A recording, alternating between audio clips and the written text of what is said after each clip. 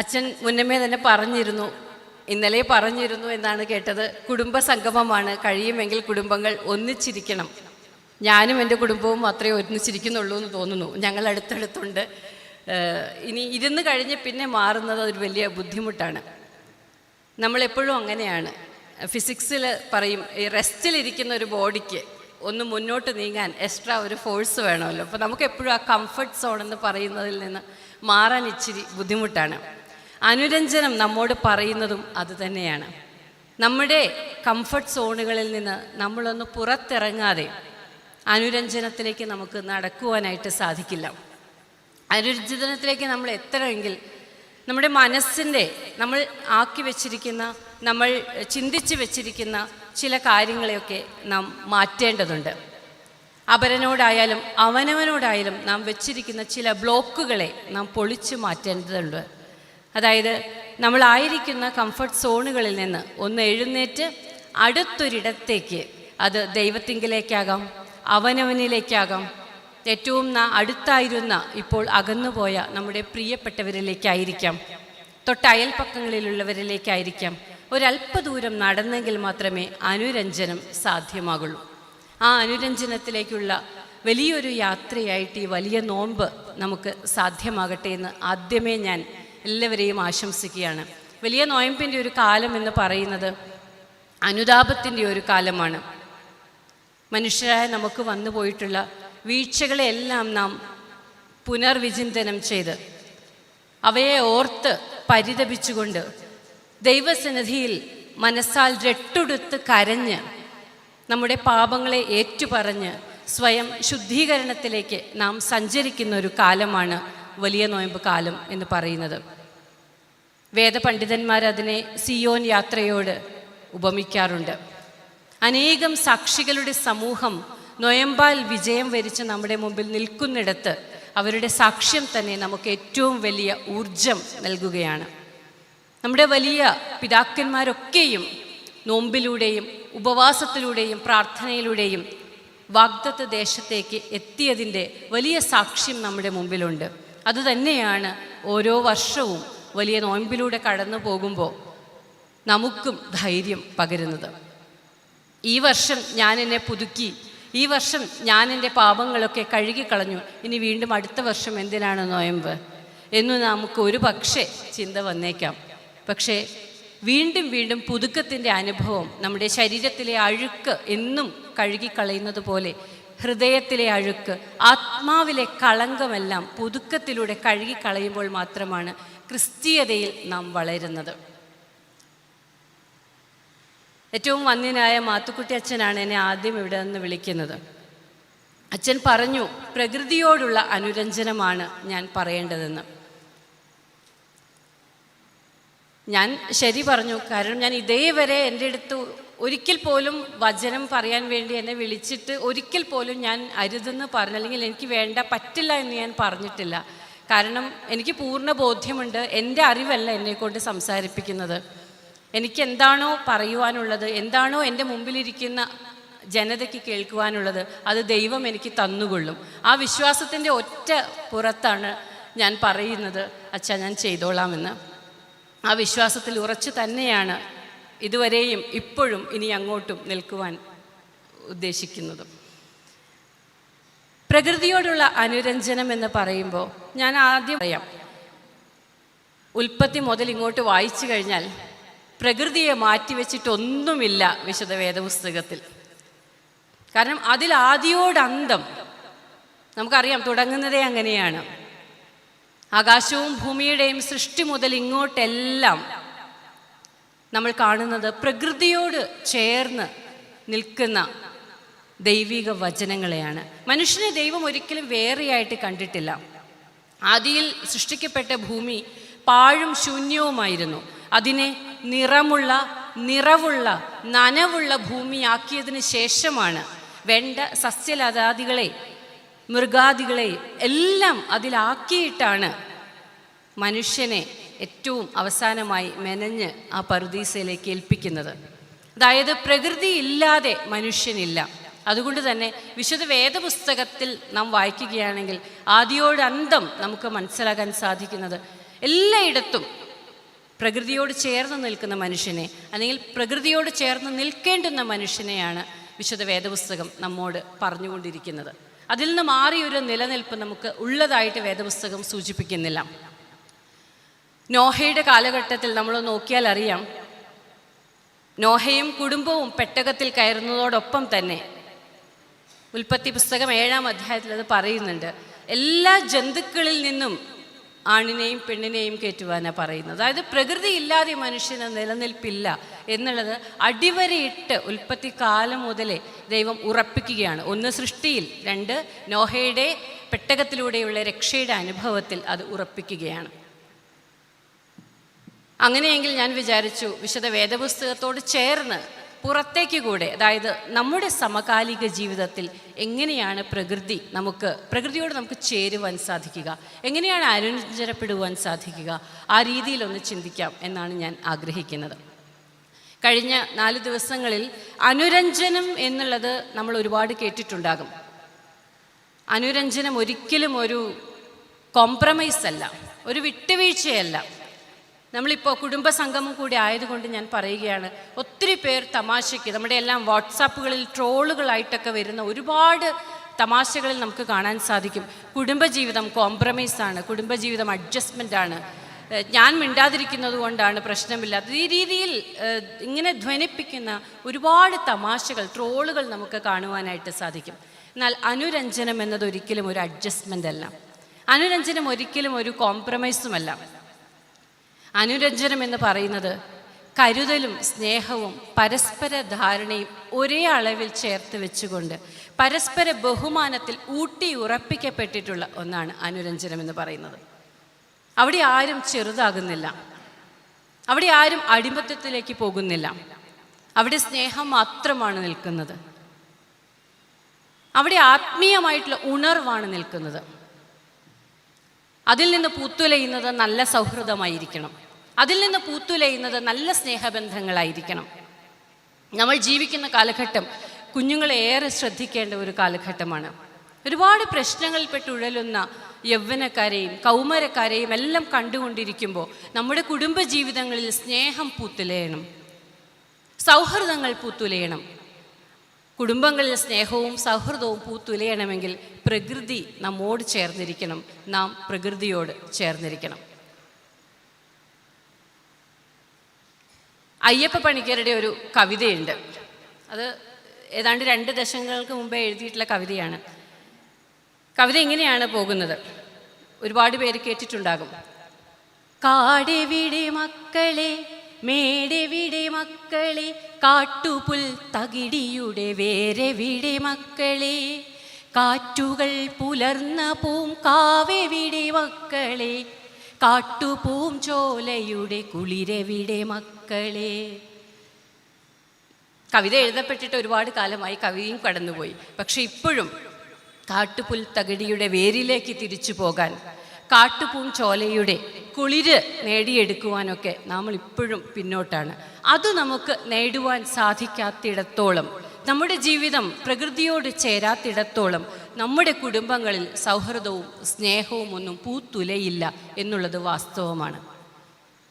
ഞാൻ ആദ്യമേ പറഞ്ഞതുപോലെ മനുഷ്യനെ ദൈവം പ്രകൃതിയിലേക്കാണ് സൃഷ്ടിച്ച് ആക്കിയിട്ടുള്ളത്. ഒരു കാര്യം കൂടെ പറഞ്ഞിരുന്നു, അതിനെ കാപ്പാനാണ് അവനോട് പറഞ്ഞത്, പറുദീസയിലാക്കിയിട്ട്. എന്നാൽ നമ്മളിപ്പോൾ അതിനെ കാക്കുകയല്ല, കക്കുകയാണ് ചെയ്യുന്നത്.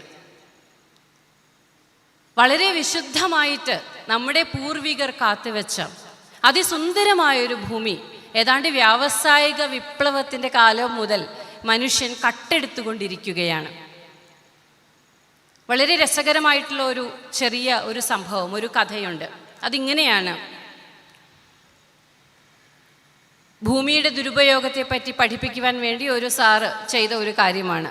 വളരെ പരിചിതമായിരിക്കാം എല്ലാവർക്കും. ഒരു കൂട്ടം മുതിർന്ന ആൾക്കാരെ ഒരു മുറിയിലേക്ക് വിളിച്ചു വരുത്തി ഒരു വെള്ള പേപ്പർ വെച്ചു കൊടുത്തു. എല്ലാവർക്കും ഓരോ വെള്ള പേപ്പർ വെച്ചു കൊടുത്തു. കുറേ ക്രയോൺസ്, പല വർണ്ണങ്ങളിലുള്ളത് കുറേ ക്രയോൺസ് അവിടെ വെച്ചു കൊടുത്തു. ഇതെടുത്ത് നിങ്ങൾ കളർ ചെയ്യാൻ പറഞ്ഞു. ഈ മുതിർന്നവർ, പാരൻസ് എല്ലാവരും ഇരുന്ന് വളരെ മനോഹരമായിട്ടൊക്കെ കളർ ചെയ്തു, ഇറങ്ങിപ്പോയി. കുറേ നേരം ഇരുന്നു, ഇറങ്ങിപ്പോയി.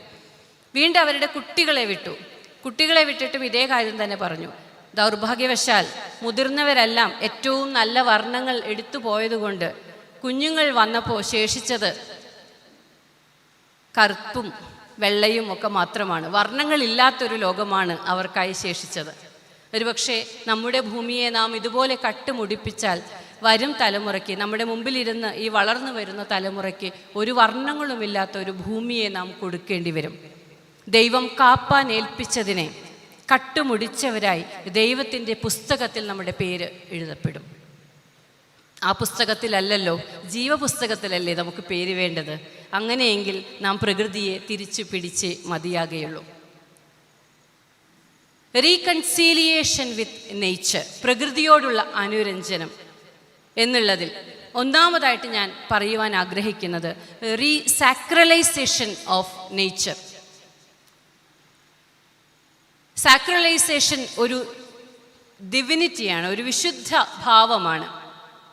നമ്മുടെ പൂർവികർ, അത് ഭാരതീയ പാരമ്പര്യം എടുത്തു നോക്കിയാലും ക്രൈസ്തവ പാരമ്പര്യം എടുത്തു നോക്കിയാലും ഭൂമിക്ക് വളരെ വലിയ ഒരു വിശുദ്ധ ഭാവം കൽപ്പിച്ചു കൊടുത്തിരുന്നു. യേശുക്രിസ്തു പിറന്നു വീഴുന്നത് മനുഷ്യർ കെട്ടിയുണ്ടാക്കിയ സത്രങ്ങളിലല്ല. വഴിയരുകിൽ പിറന്ന് പുൽത്തൊട്ടിയിൽ കിടന്നവനാണ് നമ്മുടെ കർത്താവ്. അങ്ങനെയെങ്കിൽ മനുഷ്യൻ കെട്ടിയുണ്ടാക്കിയ കൊട്ടാരങ്ങളെക്കാൾ ദൈവം സ്നേഹിക്കുന്നത് തീർച്ചയായിട്ടും പ്രകൃതിയുടെ ഈ മടിത്തട്ടാണെന്ന് നമുക്ക് മനസ്സിലാക്കുവാനായിട്ട് സാധിക്കും. വളരെ പ്രസിദ്ധമായിട്ടുള്ള ഒരു പഴയ ക്രൈസ്തവ ഗാനമുണ്ട്, നമ്മുടെ എല്ലാം പൂർവികർ പാടി വന്ന ഒരു ഗാനമുണ്ട്. അതിലിങ്ങനെയുണ്ട്: കാക്കകളെ വിചാരിപ്പിൻ, വിതയില്ല കൊയ്ത്തുമില്ല, ദൈവമവയ്ക്കായി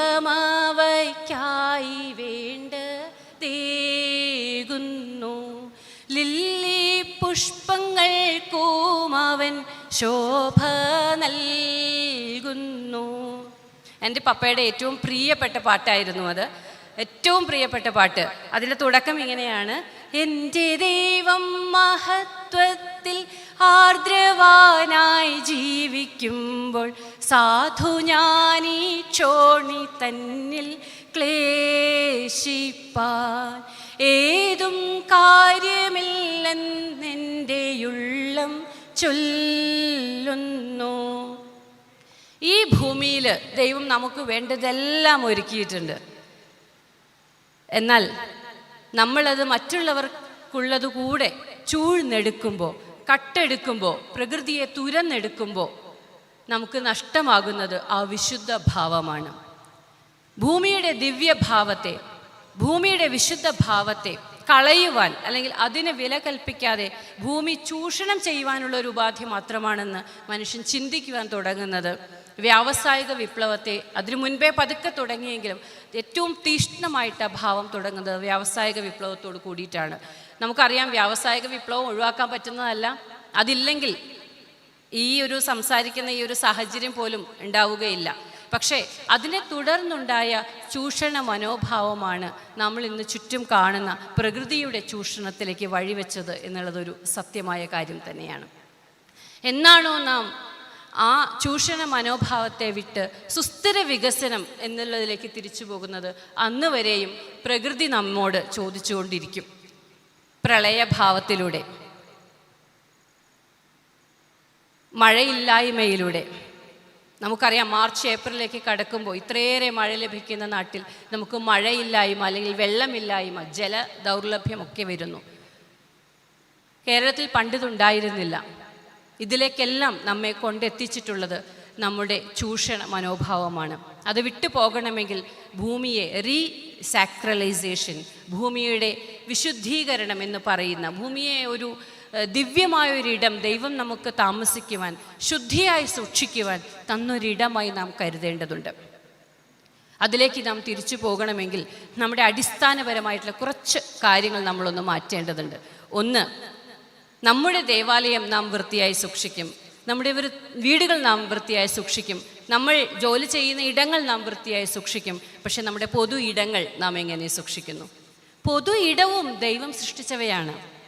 പൊതു ഇടവും ഭൂമിയുടെ ഭാഗം തന്നെയാണ്. നമുക്കായി ദൈവം തന്നിരിക്കുന്നതാണതെല്ലാം.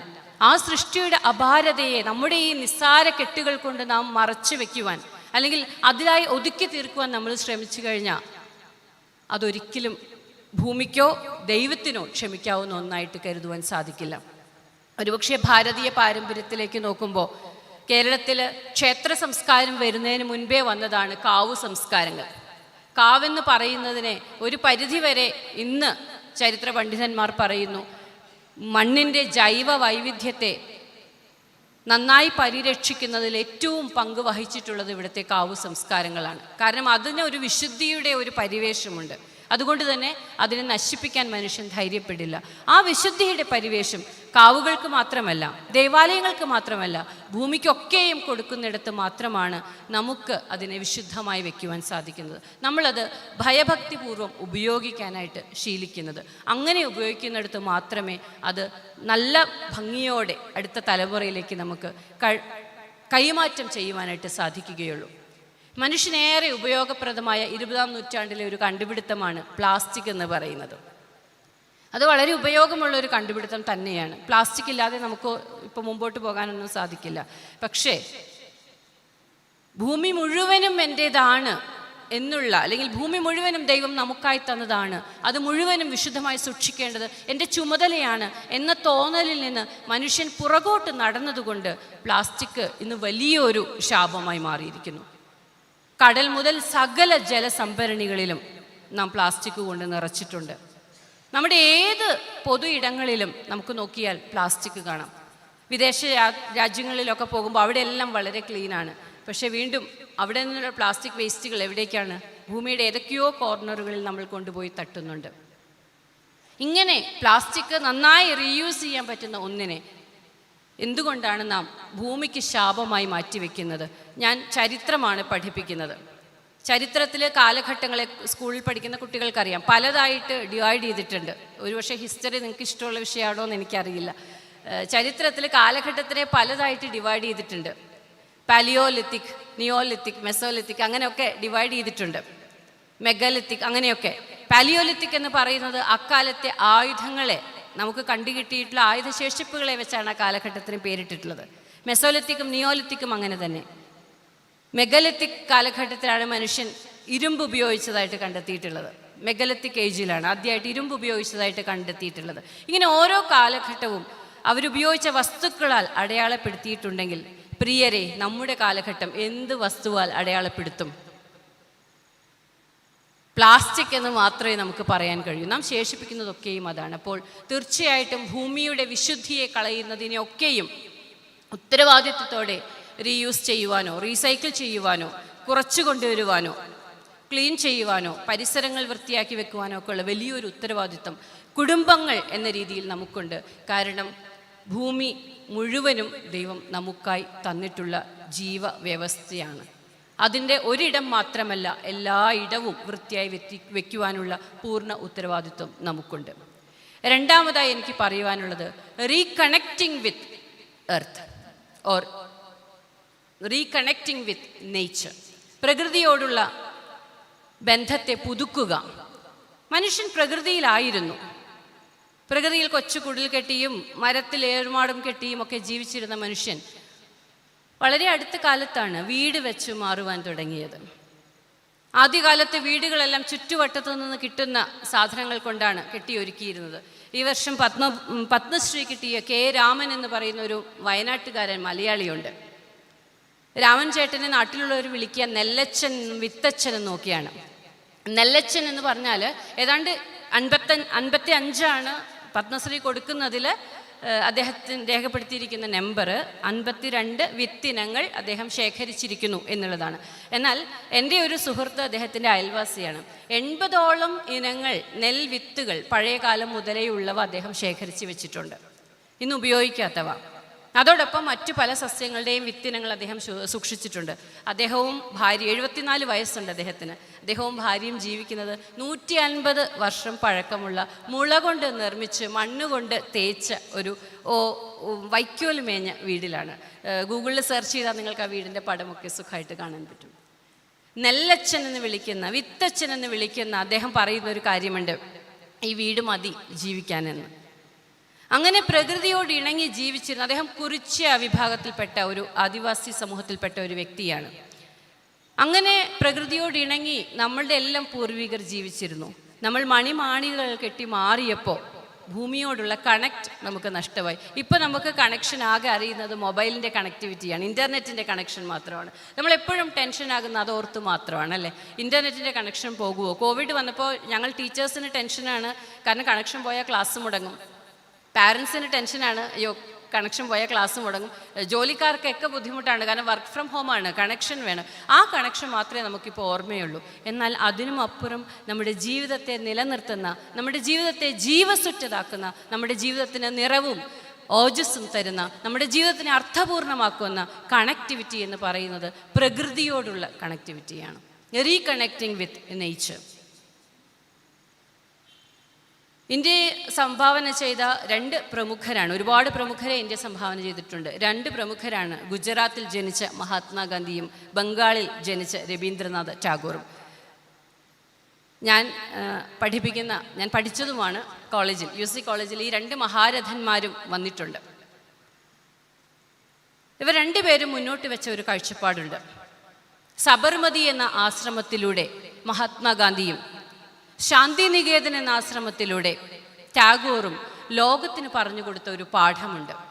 പ്രകൃതിയോട് ഇണങ്ങി നമ്മൾ ജീവിക്കേണ്ടതിൻ്റെ ആവശ്യകതയെക്കുറിച്ച്. വിശുദ്ധ വേദപുസ്തകം പരിശോധിക്കുമ്പോൾ നമുക്കറിയാം, യേശുക്രിസ്തു അനേകം അത്ഭുതങ്ങളും അടയാളങ്ങളും ചെയ്തിട്ടുണ്ട്. യേശുക്രിസ്തുവിൻ്റെ അത്ഭുതങ്ങളിലൂടെ, ഉപമകളിലൂടെയൊക്കെ സഞ്ചരിക്കുമ്പോൾ അവിടെയെല്ലാം നമുക്ക് കാണാൻ പറ്റുന്ന ഒരു കാര്യമുണ്ട്. അതിലെല്ലാം പ്രകൃതിയുടെ ഒരു ചെറിയ അംശം അദ്ദേഹം എടുത്തു വെച്ചിട്ടുണ്ട്. വിശുദ്ധ യോഹന്നാൻ്റെ സുവിശേഷം 9-ാം അധ്യായത്തിലാണ് നാം വായിക്കുന്നത്. ജന്മനാ അന്ധനായിട്ടുള്ള ഒരു യുവാവിന് കാഴ്ച കൊടുക്കുന്നു. അന്നത്തെ യഹൂദ മതസ്ഥരുടെ ഇടയിലുണ്ടായിരുന്ന ഒരു വിശ്വാസമായിരുന്നു, പാപം കൊണ്ടാണ് രോഗം വരിക.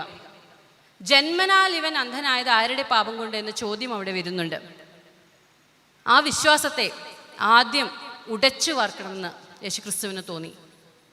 ജന്മം, ഒരു കുഞ്ഞ് പിറക്കുമ്പോൾ നിഷ്കളങ്കനാണ്, പാപം കൊണ്ടല്ല, അതൊരവസ്ഥയാണ്. ആ അവസ്ഥയെ മാറ്റുവാൻ യേശുക്രിസ്തു ചെയ്തതെന്താണ്? മണ്ണിൽ തുപ്പി ചേറ് കുഴച്ച് അവൻ്റെ കണ്ണിൽ തേച്ച് ശീലോഹ കുളത്തിലേക്ക് അവനെ വിട്ടു. മണ്ണ് കുഴച്ച്, മനുഷ്യ നീ മണ്ണാകുന്നു, മണ്ണിലേക്ക് തന്നെ മടങ്ങുന്നു. മണ്ണ് കുഴച്ച് അവൻ്റെ കണ്ണിൽ തേച്ചു. അവനെ വിട്ടത് ജലസ്രോതസ്സിലേക്കാണ്. നീ കഴുകുക, നിന്റെ അന്ധത പോകട്ടെ, മനുഷ്യ നിന്റെ അന്ധത മാറട്ടെ, നീ കണ്ണ് തുറന്ന് കാണ്, നീ മണ്ണിൽ നിന്നുള്ളവനാണ്, നീ ജലത്തിൽ നിന്നുള്ളവനാണ്. നമ്മുടെ ഭാരതീയ പാരമ്പര്യം പറയുന്നുണ്ട്, പഞ്ചഭൂതങ്ങളാൽ നിർമ്മിതമാണ് മനുഷ്യ ശരീരമെന്ന്. സൃഷ്ടിയുടെ അന്തസത്ത എന്ന് പറയുന്നത് ഈ പഞ്ചഭൂതങ്ങളാണ്. അതുതന്നെയാണ് മണ്ണിൽ നിന്നെടുത്ത് മണ്ണോട് ചേരുന്നവനെന്ന് പറയുമ്പോൾ ക്രൈസ്തവ പാരമ്പര്യവും നമ്മെ പഠിപ്പിക്കുന്നത്. മണ്ണ് കുഴച്ച് ക്രിസ്തുവിനാകുമായിരുന്നല്ലോ ഒരു വാക്കുകൊണ്ട്, അല്ലെങ്കിൽ ഒരു നോക്കുകൊണ്ട്, ഒരു സ്പർശനം കൊണ്ട് അവന് സൗഖ്യം കൊടുക്കുവാൻ ക്രിസ്തുവിനാകുമായിരുന്നു. അന്ധനല്ലേ, പാകും, നടക്കാൻ പറ്റുമോ? കുളം വരെയൊക്കെ നടന്നെത്തണ്ടേ, അന്ധനല്ലേ? പക്ഷെ എന്നിട്ടും ക്രിസ്തു ചെയ്തതെന്താണ്? ചേറ് കുഴച്ച് കണ്ണിൽ തേച്ച് അവിടെ വരെ പോകാൻ പറഞ്ഞു. കൂടെ ആരെയും വിട്ടതായിട്ട് നമ്മളവിടെ വായിക്കുന്നില്ല. ഒരുപക്ഷെ പോയിരിക്കാം അവൻ്റെ ഏതെങ്കിലും സുഹൃത്ത്.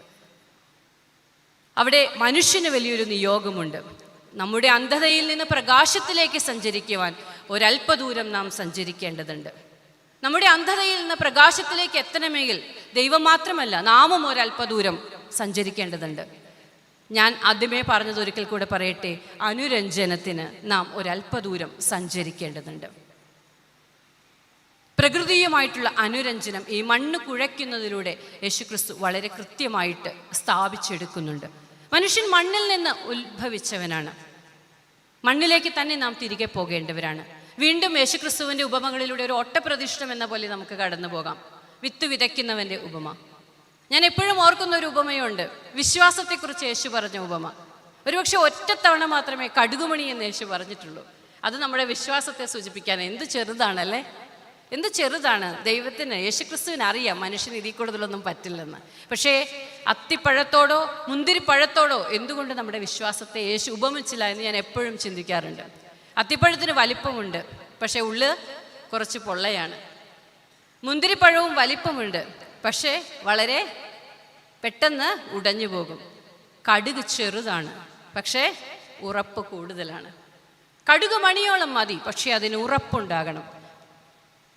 അത്തിവൃക്ഷത്തെ നോക്കി പഠിക്കുവാൻ എന്ന് ക്രിസ്തു പറഞ്ഞിട്ടുണ്ട്. ഇങ്ങനെയുള്ള മുന്തിരിവള്ളിയിലൂടെയും അത്തിപ്പഴത്തിലൂടെയും കടുകുമണിയിലൂടെയും എല്ലാം യേശു ക്രിസ്തു നമ്മെ പഠിപ്പിക്കുന്നത് മനുഷ്യ നീ പ്രകൃതിയിലേക്ക് നോക്കുന്ന സദൃശ്യവാക്യങ്ങൾ 6-ാം അധ്യായത്തിൽ പറയുന്നുണ്ട്. അത് വലിയൊരു ഓർമ്മപ്പെടുത്തില്ല. നമ്മൾ ദിവസവും എത്രയോ ചവിട്ടി അരയ്ക്കുന്നു ഉറുമ്പുകൾ. പക്ഷെ പറയുന്നത് ഇങ്ങനെയാണ്, മനുഷ്യ നീ ഉറുമ്പിനെ നോക്കി പഠിക്കുന്ന പറയുന്നത്. ഉറുമ്പിനെ കുറിച്ചൊരു കവിതയുണ്ട്. ആ കവിത എനിക്ക് മുഴുവനായിട്ട് ഓർമ്മയില്ല. പക്ഷെ കവിത ഇങ്ങനെയാണ് പോകുന്നത്: ഒതുക്കമുള്ള നിന്റെ ഉടൽ സൂചിപ്പിക്കുന്നത് നിർത്താത്ത നിന്റെ അത്യധ്വാനമാണോ ഉറുമ്പേ എന്ന്. എന്തോ ഒതുക്കമുള്ള ഉടലാണ് ഉറുമ്പിന്. ആ ഒതുക്കമുള്ള ഉടൽ സൂചിപ്പിക്കുന്നത് നിന്റെ അത്യധ്വാനമാണ്. വേനൽക്കാലത്തെല്ലാം ശേഖരിച്ച് മഴക്കാലത്തേക്കുള്ളത് വെക്കുന്ന ഉറുമ്പിൻ്റെ ശേഖരണമാണ്. എന്നാൽ ഉറുമ്പ് ഒരിക്കലും ആവശ്യത്തിൽ കൂടുതൽ കൂട്ടിവെക്കാറില്ല. മഹാത്മാഗാന്ധി പറയുന്നുണ്ട്, ഈ ലോകത്തിന് വേണ്ടതെല്ലാം ഉണ്ട്, എല്ലാവർക്കും വേണ്ടതുണ്ട്, but not for your greed. ആ വാക്കാണ് ഉപയോഗിക്കുക. എർത്തിലെ ഭൂമിയിലെല്ലാം ഉണ്ട്. It's for your need, not for your greed. നമുക്ക് ആവശ്യമുള്ളത് ഉണ്ട്, പക്ഷേ നമ്മുടെ അത്യാഗ്രഹത്തിനുള്ളത് ഭൂമിയിലില്ല. എന്നാൽ കൺസ്യൂമറിസത്തിൻ്റെ ഒരു സംസ്കാരത്തിലേക്ക് വീണുപോയ നമ്മൾ ആവശ്യത്തിലേറെ എല്ലാം ശേഖരിച്ച് വെക്കുമ്പോൾ നമ്മുടെ വരും തലമുറയ്ക്ക്, ഈ നടന്നു പോകുന്ന പിഞ്ചു കുഞ്ഞിൻ്റെയൊക്കെ തലമുറയ്ക്ക് നാം എന്താണ് ശേഷിച്ച് വെക്കുക? എന്താണ് നാം അവർക്ക് കൊടുക്കുക? ആദ്യമേ പറഞ്ഞതുപോലെ നിറമില്ലാത്ത കുറേ കാര്യങ്ങളാണോ? നിറമില്ലാത്തൊരു ലോകമാണോ? അതല്ലാതാകണമെങ്കിൽ റീകണക്ട് വിത്ത് നേച്ചർ. പ്രകൃതിയിലേക്ക് ഇറങ്ങുക, പ്രകൃതിയെ അറിയുക, പ്രകൃതിയിൽ ഒരല്പസമയം ചിലവഴിക്കുക. നമുക്കറിയാം, കഴിഞ്ഞ 2 വർഷം കോവിഡ് കാലഘട്ടത്തിൽ നമ്മുടെ എല്ലാം OVBS ഓൺലൈനായിട്ടാണ് നടന്നത്. ഞങ്ങളുടെ എല്ലാം പള്ളിയിൽ അത് ഓൺലൈൻ, ഇവിടെ അങ്ങനെ ആയിരുന്നു എന്ന് ഞാൻ ധരിക്കുകയാണ്. അവിടെ അത് ഓൺലൈനായിട്ടാണ് ഇത് നടത്തിയത്. അപ്പോൾ പല പള്ളികളിലും ഓൺലൈൻ ക്ലാസ്സുകൾ കൊടുക്കേണ്ട ഉത്തരവാദിത്വം മുതിർന്നവരെന്ന രീതിയിൽ നമ്മളിൽ പലർക്കും വന്നിട്ടുണ്ടാകുമല്ലോ. അവിടെ വന്നൊരു ക്ലാസ് ഇങ്ങനെയാണ്: പല കുട്ടികളും ഫേസ് ചെയ്യുന്ന വലിയൊരു പ്രശ്നം കോവിഡ് കാലഘട്ടത്തിൽ അവരുടെ കൂട്ടുകാരില്ല. അവർ വീട്ടിലിരുന്ന് മടുത്തു, മൊബൈലിലെ ഗെയിം കളിച്ച് അവർ മടുത്തു. ഒരേ ഒരു പ്രതിവിധിയാണ് വന്നത്: ഒരല്പസമയം നിങ്ങളുടെ മുറ്റത്തൊന്ന് ഇറങ്ങുക, ഒരല്പസമയം നിങ്ങളുടെ വീട്ടിൽ ചെടികളുണ്ടെങ്കിൽ നനയ്ക്കുക, എന്തെങ്കിലും പച്ചക്കറി ഉണ്ടെങ്കിൽ നനയ്ക്കുക. അത് മാത്രമാണ് പ്രതിവിധി. ഒരല്പസമയം പുറത്തിറങ്ങുക. എപ്പോഴും പറയുന്ന ഒരു തമാശയുണ്ട്. പണ്ട് നമ്മളൊക്കെ കുഞ്ഞായിരിക്കുമ്പോൾ അമ്മമാർ പറഞ്ഞിരുന്നു, വീട്ടിക്കേറ്, 7 മണിയായി വീട്ടിക്കേറ്, 8 മണിയായി വീട്ടിക്കേറ്. ഇപ്പോൾ നമ്മൾ തിരിച്ചു പറയേണ്ട അവസ്ഥയാണ്: ഒന്ന് പുറത്തിറങ്ങി കളിക്ക്, ഏതു നേരവും ഇതിൻ്റെ നോക്കിയിരിക്കാതെ ഒന്ന് പുറത്തിറങ്ങി കളിക്ക്. ആ മാറ്റത്തിലേക്ക് നാം പോയത് എന്തുകൊണ്ടാണ്? We lost our connection with nature. പ്രകൃതിയുമായിട്ടുള്ള നമ്മുടെ ബന്ധം നഷ്ടപ്പെട്ടു. ആ ബന്ധത്തെ പുനഃസ്ഥാപിക്കുക എന്നുള്ളത് നമ്മുടെ ജീവിതത്തെ അർത്ഥപൂർണമാക്കുവാൻ അത്യന്താപേക്ഷിതമാണ്. വീണ്ടും അടുത്തതായി ഞാൻ പറയുവാനായിട്ട് ആഗ്രഹിക്കുന്നത് റീഡിങ് നേച്ചർ. പ്രകൃതിയെ പുനർവായിക്കുക. നാം അനേകം കാര്യങ്ങൾ പ്രകൃതിയിൽ നിന്ന് കേൾക്കുന്നുണ്ട്, മനസ്സിലാക്കുന്നുണ്ട്. ഒരല്പസമയം ഒന്ന് നിശബ്ദമായി രാവിലെ ഉണർന്ന് ഇരുന്നാൽ പ്രകൃതിയിൽ നിന്നുള്ള ഒരുപാട് ശബ്ദങ്ങൾ നമ്മിലേക്ക് വരും. ആ ശബ്ദങ്ങളെല്ലാം നമ്മെ ഒത്തിരി കാര്യങ്ങൾ പഠിപ്പിക്കുന്നുണ്ട്. ധ്യാനം ഓർത്തഡോക്സ് ആരാധനയുടെ ഭാരതീയ പാരമ്പര്യത്തിൻ്റെയും ഒക്കെ മകുടമായിട്ടാണ് കണക്കാക്കുന്നത്. മിണ്ടാതിരുന്ന് ഞാൻ നിൻ്റെ ദൈവമെന്ന് അറിഞ്ഞുകൊള്ളുക എന്ന് പറയുന്ന ധ്യാനാവസ്ഥ. ഒരു ധ്യാനത്തിലായിരിക്കുമ്പോൾ നാം പൂർണ്ണമായിട്ടും നമ്മെ ദൈവസന്നിധിയിലേക്ക് സമർപ്പിക്കുകയാണ്. ആ പൂർണ്ണമായ സമർപ്പണത്തിൻ്റെ അവസരത്തിൽ നമുക്ക് കേൾക്കുവാൻ സാധിക്കുന്നത് പ്രകൃതിയുടെ ശബ്ദമാണ്, ദൈവത്തിൻ്റെ ശബ്ദമാണ്. അപ്പോഴാണ് ദൈവം നമ്മോട് സംവദിക്കുക. അല്ലെങ്കിൽ നമ്മൾ ദൈവത്തോട് ഇങ്ങനെ കലവില പറഞ്ഞുകൊണ്ടിരിക്കും, എനിക്കത് വേണം, എനിക്കിത് വേണം, എനിക്ക് അങ്ങനെ വേണം. അതെല്ലാം വിട്ടിട്ട് ആവശ്യങ്ങളെല്ലാം നമുക്ക് മുന്നമേ നമ്മുടെ ദൈവത്തിന് അറിയാം എന്ന തിരിച്ചറിവിൽ നിന്നുകൊണ്ട് ധ്യാനാത്മകമായി ദൈവസന്നിധിയിലൊന്ന് കണ്ണടച്ച് എല്ലാ ലൗകിക ബന്ധങ്ങളെയും എല്ലാ ബന്ധനങ്ങളെയും ഉപേക്ഷിച്ചുകൊണ്ട് അത് കഴിയുമെങ്കിൽ തുറന്ന ഒരിടത്ത് ഇരുന്നു കൊണ്ട് ഒരല്പ നിമിഷം കണ്ണടച്ചാൽ നമുക്ക് ദൈവത്തെ കേൾക്കാം, നമുക്ക് പ്രകൃതിയെ കേൾക്കാം. നമ്മുടെ എല്ലാ പിതാക്കന്മാരും ധ്യാനത്തിൻ്റെ ഈ അവസ്ഥയിലൂടെ കടന്നുപോയിട്ടുള്ളവരാണ്. പരിശുദ്ധനായ പരിമല തിരുമേനിയെക്കുറിച്ചിട്ടുള്ള ഒരു സംഭവ കഥ, അദ്ദേഹത്തിൻ്റെ ചിത്രമെടുക്കാൻ വന്ന ഒരു കഥ നമുക്ക് വളരെയേറെ സുപരിചിതമായിട്ടുള്ളതാണ്. വന്നപ്പോഴൊക്കെയും അദ്ദേഹം പ്രാർത്ഥനയിലായിരുന്നു. കുർബാനയിലും ധ്യാനത്തിലും പ്രാർത്ഥനയിലുമായിരുന്നു. ജീവിതമൊക്കെയും പ്രാർത്ഥനയ്ക്കായി ചിലവഴിച്ച് പരിശുദ്ധ പിതാക്കന്മാരുടെ പരമ്പരയാണ് നമുക്കുള്ളത്. ധ്യാനത്തിൽ ആയി ഇരുന്നു കൊണ്ട് ചിതൽപ്പുറ്റ് വന്ന് മൂടിയതറിയാതെ വാൽമീകമായി മാറിയ ഋഷിമാരുള്ള മണ്ണിലാണ് നാം ജീവിക്കുന്നത്. അങ്ങനെയൊരു മഹത് പാരമ്പര്യത്തിൽ നിൽക്കുമ്പോൾ തീർച്ചയായിട്ടും ധ്യാനം നമുക്ക് കൈവിട്ടു പോകാതിരിക്കാൻ ശ്രദ്ധിക്കേണ്ടതുണ്ട്. ഒരുപക്ഷെ നിത്യജീവിതത്തിൻ്റെ തിരക്കിൽ നമുക്കെല്ലാവർക്കും സാധിക്കില്ലായിരിക്കും. പക്ഷേ ഞാൻ പറയട്ടെ, വലിയ നോയമ്പിൻ്റെ ഈ ഒരു കാലയളവിലെങ്കിലും ഒരല്പസമയം, ഒരുപാട് സമയം വേണ്ട, ഒരല്പസമയമെങ്കിലും പ്രിയരെ ധ്യാനത്തിനായി ചെലവഴിക്കുവാൻ നമുക്കെല്ലാവർക്കും സാധിക്കണം. ഒരു പ്രാർത്ഥനയുമില്ല, ഒരു യാചനയുമില്ല, വളരെ നിശബ്ദമായി ദൈവസന്നിധിയിൽ നമ്മളെ തന്നെ കൊടുത്തുകൊണ്ട് ഇരിക്കുക. ബാക്കി ദൈവം ചെയ്തുകൊള്ളൂ. അത് നമുക്ക് തരുന്ന ഊർജം ചെറുതല്ല, അത് നമുക്ക് തരുന്ന സന്തോഷവും നിറവും ചെറുതല്ല. Reconnecting with nature through God, reconnecting with God through nature, ഇത് രണ്ടും അവിടെ സംഭവിക്കും. പ്രകൃതിയിലൂടെ ദൈവത്തിലേക്ക്, ദൈവത്തിലൂടെ പ്രകൃതിയിലേക്ക് മനുഷ്യൻ തിരിച്ചെത്തുന്ന ഒരു മനോഹരമായ സന്ദർഭമാണ് ധ്യാനം എന്ന് പറയുന്നത്. അതുകൊണ്ട് തന്നെ ലോകത്തിലെ സകല മതങ്ങളും ഒന്നല്ലെങ്കിൽ മറ്റൊരു തരത്തിൽ ധ്യാനത്തെ പൂർണ്ണമായിട്ടും കൂടെ കൊണ്ട് നടക്കുന്നുണ്ട്. അവരുടെ എല്ലാം പ്രാർത്ഥനയുടെ ബൗദ്ധികമായിട്ടുള്ള ഒരു തലം എന്ന് പറയുന്നത് ധ്യാനമാണ്.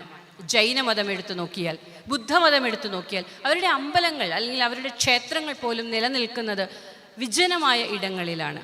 എന്തുകൊണ്ടാണ്? ജനക്കൂട്ടങ്ങളിൽ നിന്ന് മാറി ഒറ്റയ്ക്ക് പോയി ധ്യാനിച്ച് ദൈവത്തോട് ചേരുവാൻ. അങ്ങനെ ചേരുവാനുള്ള ഒരല്പസമയം ഈ നോയമ്പ് കാലത്തെങ്കിലും കണ്ടെത്തുവാൻ നമുക്ക് സാധിക്കണം. 24 മണിക്കൂറിൽ തീർച്ചയായും ഒരു 5 നിമിഷം നമുക്ക് ഇതിനായി കണ്ടെത്താൻ സാധിക്കും. ഇന്ന് ഈ ഒരു വചനം കേൾക്കുന്ന എല്ലാവരും, എനിക്കറിയാം വൈദികരും തിരുമേനിയൊന്നും അവരെല്ലാവരും അത് കടന്നു പോകുന്നവരാണ്. പ്രിയപ്പെട്ട കുഞ്ഞുങ്ങളെ, ടീനേജിലുള്ളവരെ, യൗവനക്കാരെ എല്ലാവരോടും ഞാൻ പറയുകയാണ്, ഒരു 5 നിമിഷം ഇന്നു മുതൽ നിങ്ങൾ ധ്യാനത്തിലായി മാറ്റിവെച്ചാൽ, ഞാൻ അങ്കമാലിയിൽ നിന്ന് ഇവിടെ വരെ വന്നത് ദൈവസന്നിധിയിൽ ഫലമുള്ളതായി എന്ന് ഞാൻ വിശ്വസിക്കും. അത്രയെങ്കിലും അത് നമുക്ക് ചെയ്യുവാൻ സാധിക്കണം. കാരണം 24 മണിക്കൂറിൽ ഈ അര നിമിഷം ദൈവസന്നിധിയിൽ മാറ്റിവെക്കുവാൻ നമുക്ക് സാധിച്ചില്ലെങ്കിൽ നമ്മൾ നന്ദി കെട്ടവരാവുകയാണ്. അങ്ങനെ നേടുന്ന നിറവിലൂടെ മാത്രമേ പ്രകൃതിയെ സ്നേഹിക്കുവാനും പ്രകൃതിയിലേക്ക് ഇറങ്ങുവാനും നമുക്ക് സാധിക്കുകയുള്ളൂ. ഒരിക്കൽ കൂടെ ഞാനൊന്ന് ഓർപ്പിച്ചു കൊള്ളട്ടെ, പ്രകൃതിയോട് ഇണങ്ങാത്ത കുടുംബങ്ങളിലെ സൗഹൃദവും സ്നേഹവും യഥാർത്ഥമായി കൊള്ളണമെന്നില്ല. പ്രകൃതിയോട് ചേർന്നിരിക്കുന്നിടത്താണ് യഥാർത്ഥ സൗഹൃദവും സ്നേഹവും പൂത്തുലയുക. കൃത്രിമമായി നിർമ്മിച്ചുണ്ടാക്കുന്നത് ഒന്നിനും യഥാർത്ഥമായ സ്നേഹത്തെ മനുഷ്യ മനസ്സുകളിൽ ഉളവാക്കുവാൻ സാധിക്കില്ല. കാരണം മനുഷ്യനെന്ന് പറയുന്നത് പ്രകൃതിയുടെ ഒരു ഭാഗം തന്നെയാണ്.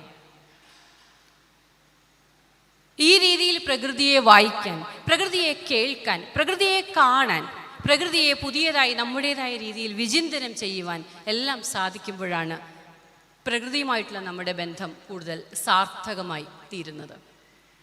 അടുത്തതായി ഞാൻ പറയുവാനായിട്ട് ആഗ്രഹിക്കുന്നതെന്ന് പറയുന്നത് റീകൺസീലിയേഷൻ വിത്ത് നേച്ചർ. നമ്മളിപ്പോൾ അതിൻ്റെ വിവിധ ഭാവങ്ങളാണ് കണ്ടത്.